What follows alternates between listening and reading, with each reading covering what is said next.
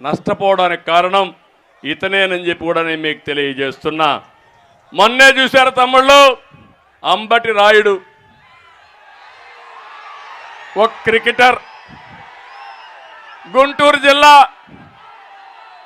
పాపం ఆశపడ్డాడు, తప్పు లేదు. జగన్ మాయగాడున్నాడు, మాయ చేశాడు, నీ గుంటూరు పార్లమెంట్ ఇచ్చేస్తా అన్నాడు, పోయి పని చేసుకోమన్నాడు.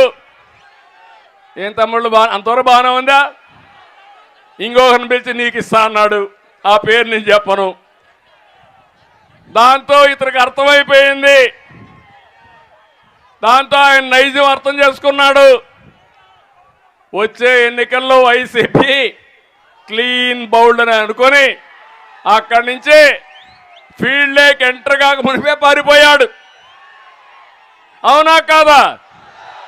ఇది మీ అందరికి అర్థమైందా నేను అడుగుతున్నా. ఈ రాష్ట్రంలో అందరినీ మోసం చేసి, ప్రతిరోజు మాటలు చెప్పి, ఎదురుదాడి చేసి, నానా బూతులు తిట్టించి తద్వారా రాజకీయం అనుకుంటున్నాడు.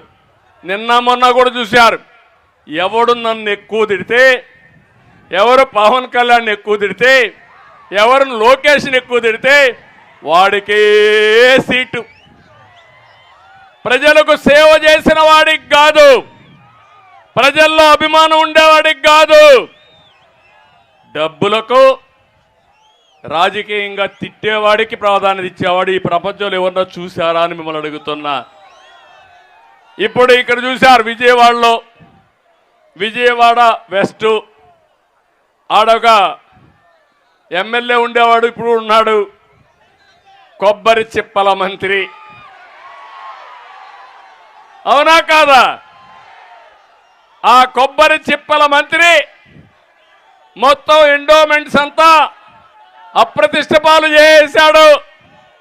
ఇప్పుడు ఆ కొబ్బరి చిప్పల మంత్రి వెస్ట్ లో వేస్ట్ అయ్యాడు, సెంట్రల్ లో బెస్ట్ అయిపోతాడు.